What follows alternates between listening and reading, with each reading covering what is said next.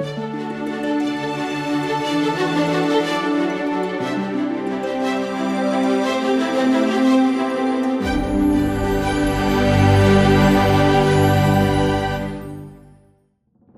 आजाद हुआ था कुछ वीरों से, लेकिन आगे कुछ हीरो ने बढ़ाया था। तोप और गोली ने भारतीयों की जान बचाई थी, पर मेहनत, विचार, लगन ने दुनिया में इज्जत दिलाई थी। आज इन्हीं शब्दों को दोहराते हुए हम याद करेंगे कुछ ऐसी महान शख्सियतों को जिन्होंने देश के लिए समर्पण, विश्वास और मेहनत सब कुछ दिया और आज भारत को इस मुकाम पर पहुंचा दिया कि पूरा विश्व आज इन उद्योगपतियों का लोहा मानता है। आज हम भगत सिंह, महात्मा गांधी, रानी लक्ष्मीबाई को ही नहीं, पर कुछ ऐसे हीरोज के बारे में बताएंगे जिनके विजन से आज पूरे विश्व में भारत को प्रशंसा मिलती है। देश के लिए कुछ कर दिखाने वाले जोश और जज्बे के कारण आज पूरा विश्व भारत की सराहना करता है। फिर भी कई बार हम भारतीय स्वतंत्रता के 76 साल बाद भी इन हीरोज का नाम 15 अगस्त को लेना भूल जाते हैं, पर ये नाम हम आज दोहराएंगे और इनके भारत के लिए दिए गए योगदान को जानेंगे। ये हैं कुछ ऐसे हीरोज जिनके विजन, स्ट्रैटेजी और आइडिया ने भारत को इकोनॉमिकली स्वतंत्र बनाया।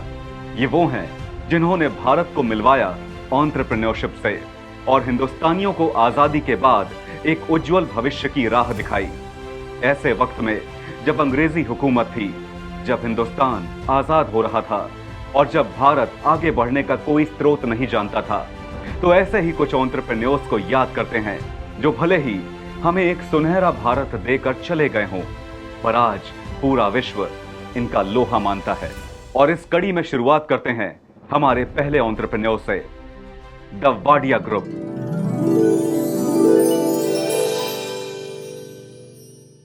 जहां देश स्वतंत्रता की पहली लड़ाई भी नहीं लड़ पाया था, ऐसे में भारत को अपना पहला एंटरप्रेन्योर मिल गया था। देश का यह हीरो 1736 में ही अपने बिजनेस की शुरुआत कर चुका था। आपने ब्रिटानिया कंपनी के बारे में सुना ही होगा। वहां तक पहुंचने की कहानी बड़ी ही दिलचस्प है, तो चलिए शुरुआत से शुरू करते हैं। इन्होंने बिजनेस की दुनिया में कदम शिप्स से रखा था। अंग्रेजों के भारत में आगमन करने का तरीका भी शिप था। ऐसे में 1736 वो वक्त था जब शिप्स से इंपोर्ट और एक्सपोर्ट सबसे ज्यादा होने लगा था। इंडिया रॉ मटेरियल ले जाकर उसे फिनिश्ड गुड्स में कन्वर्ट किया जाता था। ऐसे में लवजी नुसरतगंजी वाडिया ने 26 साल की उम्र में मुंबई में मरीन बिजनेस की शुरुआत की और भारत को एक बेहतरीन सपना दिखाया, और वो सपना था एंटरप्रेन्योरशिप का। इसके साथ ही उन्हें अंग्रेजों से 355 शिप्स का ऑर्डर मिला, जो उन्हें एक उज्जवल भविष्य की ओर ले गया। इसके बाद 1933 में वाडिया टोन प्रोडक्शन, भारत के दूसरे बड़े प्रोडक्शन का भी आगमन हुआ। इसी तरीके से नस्ली वाडिया ने अपने आइडिया, मेहनत और लगन से वाडिया ग्रुप को दुनिया भर में नाम दिया। वाडिया ने दुनिया में बढ़ती चाय और कॉफी के टेस्ट को अपॉर्चुनिटी की तरह लिया और तमिलनाडु में चाय के बाग लेके चाय और कॉफी से अपना काम और आगे बढ़ाया। इसके साथ धीरे धीरे आगे बढ़ते हुए द वाडिया ग्रुप ने ब्रिटानिया को भी ओवरटेक कर लिया और आज ये हालत है कि प्रोड्यूसर और रिटेलर इनके प्रोडक्ट की डिमांड करते हैं। आज न केवल ब्रिटानिया पर बल्कि लगभग हर सेक्टर में इनका योगदान है। जमशेदजी टाटा।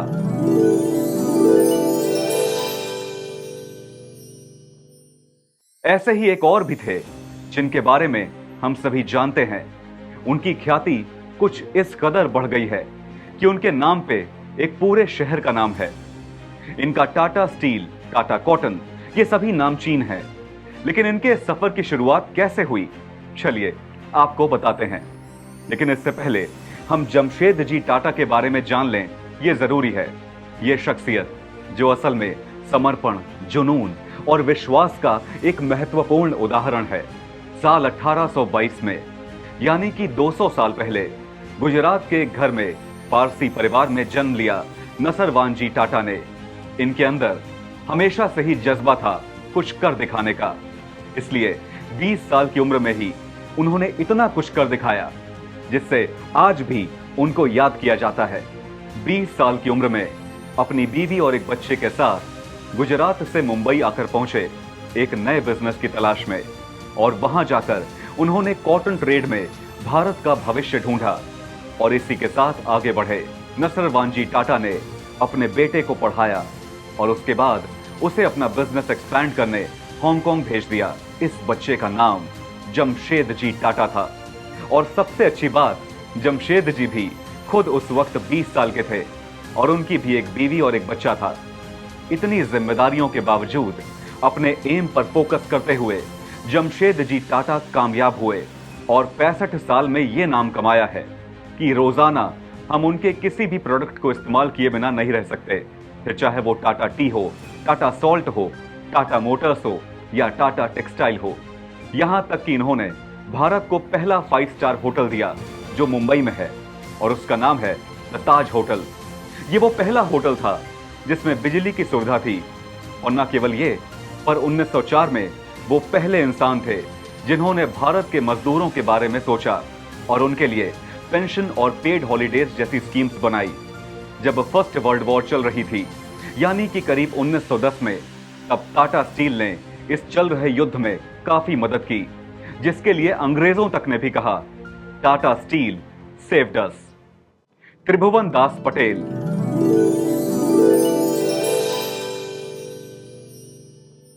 क्या आपको दूध पीना पसंद है? अरे दूध नहीं तो बटर सही, बटर नहीं तो आइसक्रीम तो पसंद होगी ही। ये सारी चीजें आपको अमूल की शॉप पे मिल जाएंगी। न सिर्फ ये, पर छाछ, दही, ये सारे डेयरी प्रोडक्ट्स आपको आसानी से मिल जाएंगे, और इसमें से आधे तो आपके किचन में ही मिल जाएंगे। पर ये कैसे हुआ? इस कहानी की शुरुआत होती है 1946 में, जब किसानों का शोषण हो रहा था, जिसके कारण अमूल की स्थापना की गई। इसकी स्थापना की कहानी भी काफी उतार चढ़ाव से भरी है। इस कंपनी का पूरा नाम आनंद मिल्क यूनियन लिमिटेड है। लगातार हो रहे एक्सप्लॉयटेशन के कारण त्रिभुवन दास ने आत्मनिर्भर भारत का सपना 1946 में देखते हुए अमूल की शुरुआत की थी। इसे व्हाइट रेवोल्यूशन के नाम से भी जाना जाता है। इस रेवोल्यूशन का उद्देश्य पोल्सन द्वारा किए जा रहे एक्सप्लॉयटेशन पर लगाम लगाना था। दरअसल वो किसानों से दूध कम दाम में लेके महंगे दामों पर बेच रहा था। त्रिभुवन दास पटेल वो प्रेरणा थे जिन्होंने किसानों के हित के लिए अमूल की शुरुआत की, और उसके बाद किसानों को आत्मनिर्भर करते हुए उन्होंने भारत के लिए एक ब्रांड स्थापित कर दिया। ब्रांड की स्थापना गुजरात के एक छोटे से गांव से की थी। त्रिभुवन दास पटेल महात्मा गांधी के विभिन्न आंदोलनों जैसे सविनय आज्ञा आंदोलन, ग्रामीण विकास, शराबबंदी आदि में पूरी तरह से शामिल थे। वो 1948 से 1983 तक हरिजन सेवक समिति के अध्यक्ष थे। 1930 में नासिक में उन्हें पहली बार जेल भेजा गया था। उन्हें 1930 में विसापुर में कैद कर लिया गया, जहां से उन्होंने बड़े पैमाने पर जनता के लाभ के लिए अपना जीवन समर्पित करने की शपथ ली। श्री त्रिभुवन दास पटेल ने पोल्सन और पोल्सन डेयरी के व्यापारियों की अनुचित व्यापार प्रथाओं के खिलाफ किसानों का सफलतापूर्वक नेतृत्व किया, और 14 दिसंबर 1946 को कैरा जिला सहकारी दुग्ध उत्पादक संघ लिमिटेड की स्थापना की, जिसे आज अमूल के नाम से जाना जाता है। श्री त्रिभुवन दास पटेल द्वारा अपनाया गया मूल दृष्टिकोण सबसे पहले गांवों में दुग्ध सहकारी समितियों की स्थापना करना था, और आज वो मूल दृष्टिकोण अमूल के रूप में हमारे सामने है। एसके बर्मन।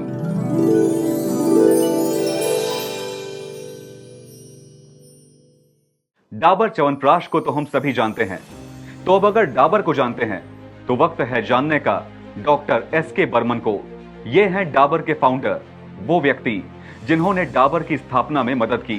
बंगाल के एक चिकित्सक डॉक्टर एसके बर्मन ने एक छोटे लेकिन महत्वाकांक्षी विचार के साथ डाबर कंपनी की शुरुआत की।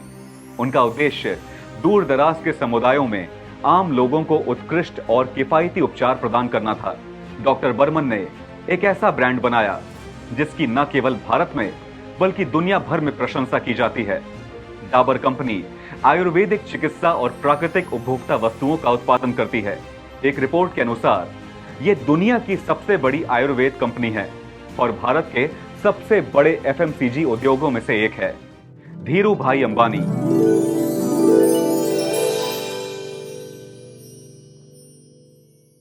वो नाम जिसे बच्चा बच्चा जानता है, जिसने भारत का नाम विश्व विख्यात किया। रिलायंस इंडस्ट्री, ये कंपनी अपने आप में किसी इंट्रोडक्शन की मोहताज नहीं है। इसके प्रॉफिट, नेटवर्थ और खासकर मुकेश अंबानी को तो आज सभी जानते हैं। दुनिया भर में इनकी चर्चा है और ये भारत के सबसे अमीर उद्योगपति हैं। लेकिन अभी हम बात करेंगे धीरू भाई अंबानी के बारे में। धीरू भाई अंबानी ने 1983 में रिलायंस की शुरुआत की थी, जो पॉलिएस्टर बिजनेस से लेकर भारतीय मसालों को विदेश भेजने का काम करती थी। बाद में कंपनी ने कई सेक्टर्स में अपने कारोबार का विस्तार किया। धीरू भाई अंबानी का जन्म 28 दिसंबर 1932 में हुआ था। 1950 के दशक में धीरू भाई अंबानी ने 300 रुपए प्रति माह के वेतन पर नौकरी की शुरुआत की थी। कुछ सालों तक काम करने के बाद ये मैनेजर बन गए। हालांकि बाद में उन्होंने नौकरी छोड़कर खुद का कारोबार शुरू करने का फैसला किया। बताया जाता है कि धीरू भाई अंबानी 500 रुपए लेकर मुंबई कारोबार करने आए थे। मुंबई आने के बाद यहाँ के कारोबार को समझने में जुट गए। कई इलाकों का भ्रमण करने के बाद धीरू भाई अंबानी को लगा कि वो पॉलिएस्टर और भारतीय मसालों का कारोबार शुरू कर सकते हैं। इस कारण धीरू भाई अंबानी ने 8 मई 1973 को अपनी कंपनी शुरू की और उसे नाम दिया रिलायंस कॉमर्स कॉरपोरेशन। ये कंपनी भारतीय मसालों को विदेशों में और विदेशों के पॉलिएस्टर को भारत में बेचने का काम करती थी। धीरू भाई अंबानी ने आजाद भारत का पहला आईपीओ लाने का विचार किया और 10 रुपए शेयर प्राइस पर 2.8 मिलियन शेयर का आईपीओ पेश किया।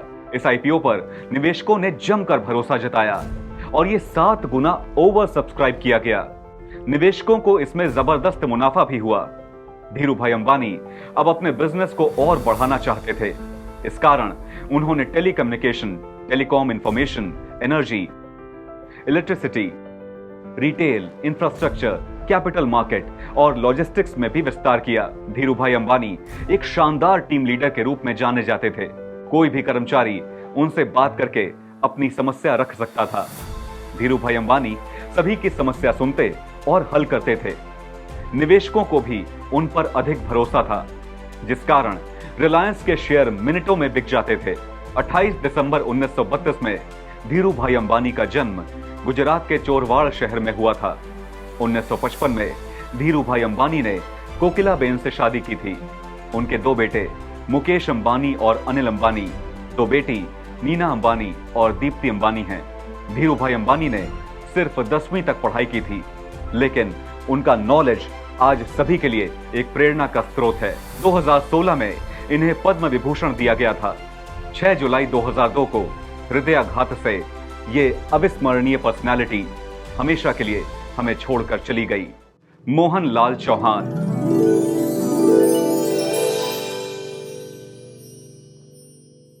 पार्ले जी एक वक्त पर सबसे ज्यादा बिकने वाला बिस्किट था, जिसे लोग आज भी पसंद करते हैं।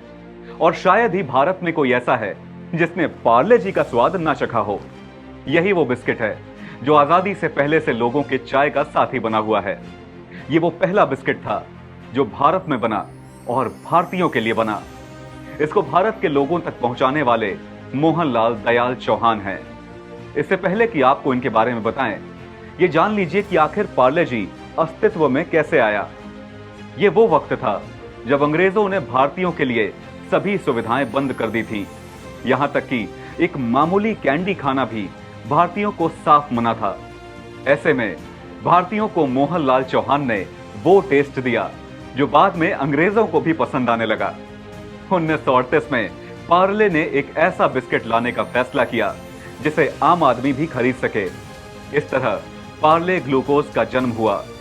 चूंकि यह बहुत सस्ता और आसानी से उपलब्ध था, इसलिए यह भारतीयों के बीच जल्दी ही लोकप्रिय हो गया। इसमें एक राष्ट्रवादी एंगल भी था, एक ऐसा उत्पाद बनाकर जिसे जनता के बीच स्वीकृति मिली। 1928 में मोहनलाल दयाल ने हाउस ऑफ पार्ले की स्थापना की। इसका नाम मुंबई के उस उपनगर के नाम पर रखा गया जहां यह स्थित था, विले पार्ले। टीवी सुंदरम अयंगर।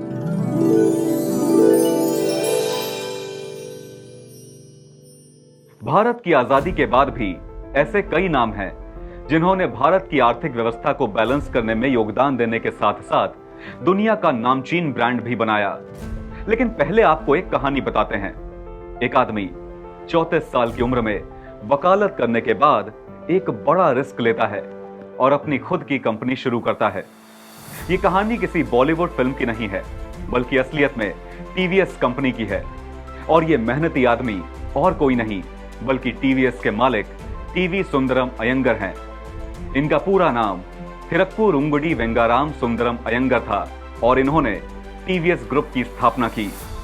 मदुरई में एक युवा लड़का सुंदरम अयंगर उन चमचमाती नई गाड़ियों से आकर्षित था जो उसके डिपो में 12 मील प्रति घंटे की जादुई गति से गुजरती थी। क्षेत्रीय परिवहन प्राधिकारियों और केंद्रीय सड़क यातायात बोर्ड से परमिट मिलने से पहले बस सेवा शुरू करने के लिए एक स्थानीय पुलिस अधिकारी की एक चिट्ठी आवश्यक थी। 1 साल के भीतर यात्री बस की सवारी इतनी लोकप्रिय हो गई कि कई नए ऑपरेटर आए और किराए में इस हद तक कटौती हुई कि टीवीएस को अपना परिचालन बंद करना पड़ा और पुदुकोट्टई और तंजावुर के बीच एक नए मार्ग पर जाना पड़ा। टीवी सुंदरम अयंगर गांधी जी के सिद्धांतों को बहुत मानते थे और अपनी कामयाबी का श्रेय भी उन्हीं को देते थे। सुंदरम का जन्म 1877 में हुआ था, जिसके बाद इन्होंने लॉ की पढ़ाई की और रेलवे और बैंक में नौकरी भी की। लेकिन उनके विजन और जज्बे ने उन्हें लोगों की मदद करने के लिए प्रेरित किया। ख्वाजा अब्दुल हामिद।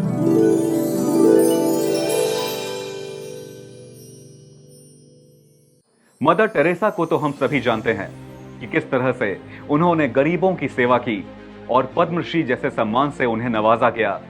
पर एक और भी नाम है जिसने लोगों की सेवा न केवल चिकित्सा के माध्यम से की, बल्कि साथ ही बिना भेदभाव के हर जरूरतमंद को सहारा दिया। मैं बात कर रहा हूं कंपनी सिप्ला की, जिसे आज हर कोई जानता है। इस भारतीय ब्रांड को स्थापित करने वाले थे ख्वाजा अब्दुल हामिद। सिप्ला वो भारतीय कंपनी है जो वर्तमान में रूमेटाइड आर्थराइटिस के लिए इस्तेमाल की जाने वाली दवा एक्टमेरा को कोविड-19 के लिए पेश कर रही है। अब चलते हैं इतिहास की तरफ। ख्वाजा अब्दुल हामिद ने 1935 में सिप्ला नामक एक फार्मास्यूटिकल कंपनी की स्थापना की। उन्होंने गरीब देशों के लिए जीवन रक्षक सस्ती जेनेरिक दवाएं बनाने के लिए खुद को समर्पित कर दिया। सिप्ला के भौगोलिक खंडों में भारत, अमेरिका, दक्षिण अफ्रीका और शेष विश्व शामिल है। उन्होंने महात्मा गांधी के साथ भारत के स्वतंत्रता आंदोलन में भाग लिया। ख्वाजा अब्दुल हामिद का जन्म भारत के अलीगढ़ में हुआ था। इस असाधारण सफलता की कहानी के 2 प्रमुख लेखक हैं। आचार्य प्रफुल्ल चंद्र रॉय, जिन्होंने 1901 में बंगाल केमिकल्स की स्थापना की, और 1935 में स्थापित CIPLA के ख्वाजा अब्दुल हामिद। डॉक्टर हामिद को भारत के स्वदेशी आधुनिक फार्मास्यूटिकल उद्योग का जनक माना जाता है। धर्मपाल गुलाटी।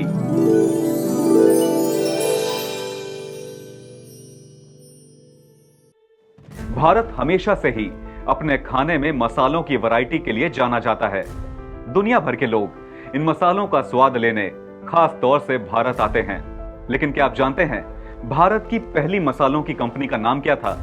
जी हां, भारत की पहली मसालों की कंपनी थी MDH, जिसे धर्मपाल गुलाटी ने शुरू किया था। धर्मपाल गुलाटी जी भारत के औद्योगिक इतिहास का एक जाना माना नाम है, जिनके बनाए गए MDH मसाले हमारे देश के हर घर में मिलते हैं। इनका जन्म 27 मार्च 1923 सियालकोट, पाकिस्तान में हुआ था, जो उस वक्त भारत का हिस्सा था। धर्मपाल गुलाटी जी ने 10 साल की आयु में अपनी शिक्षा छोड़ दी थी और अपने पिता के साथ मसालों के कारोबार में शामिल हो गए थे।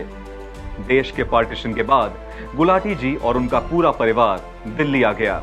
मसालों का काम करते करते साल 1965 में उन्होंने अपनी कंपनी महाश्यान दी हट्टी यानी कि MDH की शुरुआत की और भारत के सभी घरों की रसोई का हिस्सा बन गए। गुलाटी जी पर टांगे वाला कैसे बना मसालों का शहंशाह इस नाम की किताब भी लिखी गई। MDH के साथ इन्होंने 20 स्कूल्स की स्थापना भी की और साल 2019 में इन्हें पद्म भूषण से सम्मानित किया गया। हकीम हाफिज अब्दुल मजीद।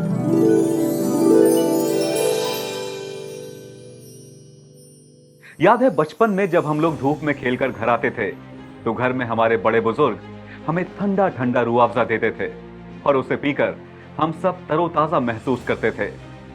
वो रूह अफ़ज़ा हमदर्द का एक प्रोडक्ट है। इस कंपनी का उद्घाटन करने वाले हकीम हाफिज अब्दुल मजीद थे। इस कंपनी की शुरुआत एक क्लिनिक से हुई थी। 1906 में हकीम हाफिज अब्दुल मजीद ने दिल्ली में हाउस काजी में एक हर्बल दुकान स्थापित करने का निर्णय लिया।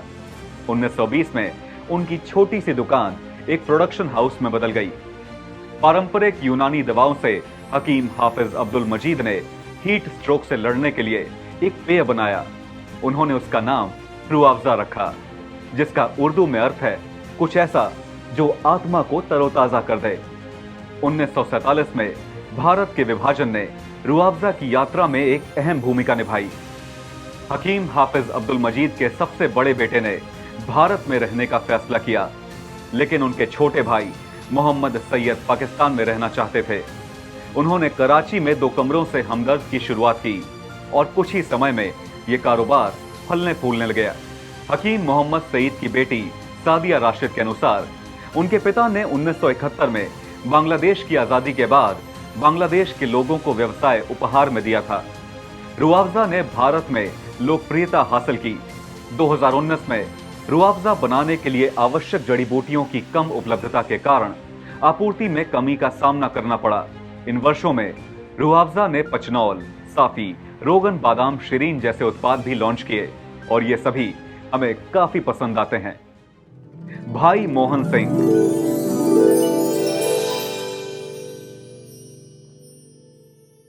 भाई मोहन सिंह का जन्म 30 दिसंबर 1917 को रावलपिंडी जिले में हुआ था। उनके पिता भाई ज्ञानचंद हिंदू थे और उनकी मां सुंदरदाई सिख थी। भाई मोहन सिंह ने द्वितीय विश्व युद्ध के दौरान निर्माण व्यवसाय से अपना व्यावसायिक करियर शुरू किया। उनकी कंपनी को उत्तर पूर्व में सड़कें बनाने का ठेका मिला। विभाजन के बाद उन्होंने रावलपिंडी छोड़ दिया और नई दिल्ली में आकर बस गए। भाई मोहन सिंह ने साहूकार के रूप में व्यवसाय शुरू किया।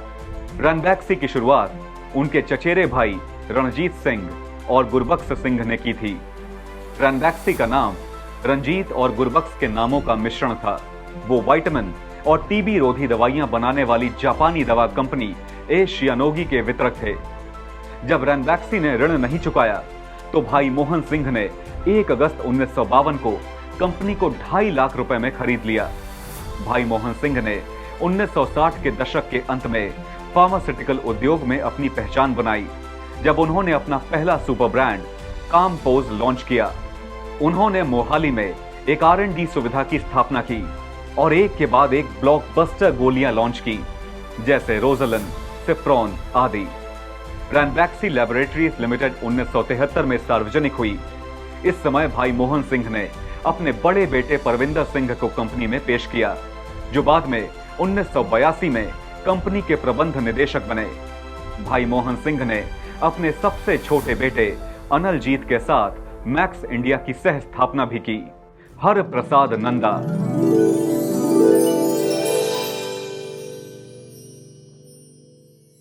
कृषि क्षेत्र हमेशा से भारत की नींव रहा है। वर्तमान समय में मशीनरी किसानों की आवश्यकता है और इसे ध्यान में रखते हुए हर प्रसाद नंदा जी ने एस्कॉर्ट्स कंपनी की शुरुआत की। नंदा जी ने भारत को खाद्य क्षेत्र में आत्मनिर्भर बनाने की आवश्यकता को समझा और 1948 में ट्रैक्टर और कृषि उपकरणों की मार्केटिंग के लिए एस्कॉर्ट्स एग्रीकल्चरल मशीन्स लिमिटेड की स्थापना की। हर प्रसाद नंदा केवल 5,000 रुपए और 2 कारों के साथ लाहौर से दिल्ली आए थे। फिर भी उन्होंने अपने व्यावसायिक संपर्कों को पुनर्जीवित करने के लिए प्रतिष्ठित लग्जरी होटल द इंपीरियल में रहने का विकल्प चुना।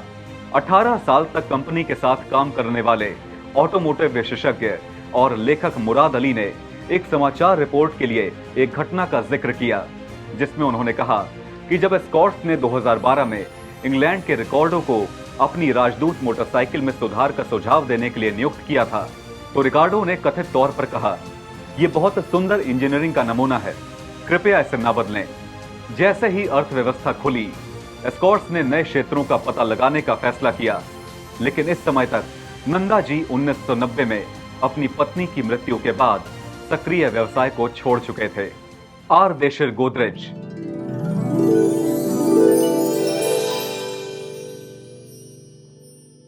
मेड इन इंडिया ये सिर्फ 3 शब्द नहीं है, भारत की आत्मनिर्भरता की तरफ बढ़ते कदमों के प्रतीक हैं। इन कदमों की शुरुआत की थी आर देशर गोदरेज ने, जिन्होंने केवल अपनी इस शर्त के लिए अपनी पूरी कंपनी बंद कर दी थी। दरअसल आर देशर गोदरेज ने अपने उद्योग की शुरुआत ऑपरेशन में इस्तेमाल किए जाने वाले उपकरणों के लिए करी थी, लेकिन मेड इन इंडिया न लिखे जाने के कारण उन्होंने अपनी कंपनी बंद कर दी और उसके कुछ वक्त बाद मुंबई में बढ़ती चोरियां देखते हुए ताले का बिजनेस शुरू किया। यह पहला ऐसा बिजनेस था जहां एक ताले की एक ही चाबी बनाई गई थी। इस कहानी का नायक एक वकील है जिसकी मान्यताएं मोहनदास करमचंद गांधी जी से मिलती थी। सत्य के प्रति अपनी प्रतिबद्धता के बावजूद उन्हें अपनी आवश्यकताओं की पूर्ति के लिए वकालत छोड़नी पड़ी। आरदेशर गोदरेज और फिरोजशाह बुर्जोरजी गोदरेज ने भारत को आजादी मिलने से पहले 1897 में अपने व्यवसाय की स्थापना की थी। आज विभिन्न उद्योगों में गोदरेज कंपनी में लगभग 1.1 बिलियन व्यक्ति कार्यरत हैं। जगदीश चंद्र महिंद्रा,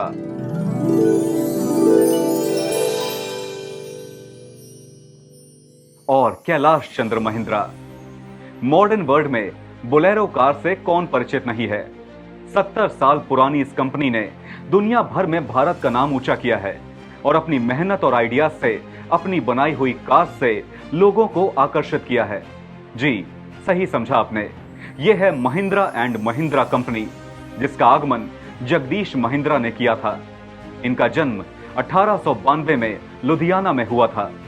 उनको पढ़ाई का काफी शौक था, जिसके कारण उन्होंने न केवल खुद पूर्ण शिक्षा ग्रहण की, पर साथ ही अपने 8 भाई बहनों को शिक्षित किया। बिजनेस को समझने के लिए इन्होंने पहले टाटा स्टील में बतौर मैनेजर काम किया, जिसके बाद इन्होंने अपना एम्पायर खड़ा किया और 1945 में गुलाम मोहम्मद के साथ खुद की स्टील कंपनी शुरू की, जिसका नाम महिंद्रा एंड मोहम्मद रखा। लेकिन भारत पाकिस्तान बंटवारे के बाद उस कंपनी को वो अकेले ही चलाने लगे। इसी कंपनी को कामयाब बनाने में एक और शख्सियत को श्रेय जाता है और वो हैं कैलाश चंद्र महिंद्रा जी, जो अपने भाई यानी कि जगदीश चंद्र महिंद्रा की मृत्यु के बाद इस कंपनी को चला रहे थे। 1954 में महिंद्रा जी को विली जीप बनाने का लाइसेंस मिला और बस वहीं से महिंद्रा जी ने भारत के इतिहास और उद्योग के पन्नों में अपने नाम को स्वर्णाक्षरों में अंकित कराया। केसी महिंद्रा ने एक औद्योगिकृत आत्मनिर्भर और संपन्न भारत की कल्पना की थी। उनका नेतृत्व नवीन सोच, एक मजबूत नैतिक ढांचे और कॉरपोरेट नागरिकता की गहरी भावना से चिन्हित था। 1963 में केसी महिंद्रा जी ने इस दुनिया को अलविदा कह दिया, लेकिन उनकी विरासत आज भी कायम है। आज महिंद्रा समूह एक वैश्विक उद्यम है, भारतीय उद्यमशीलता तथा उत्कृष्टता का एक अनुपम प्रतीक है। शिव नारायण बिरला।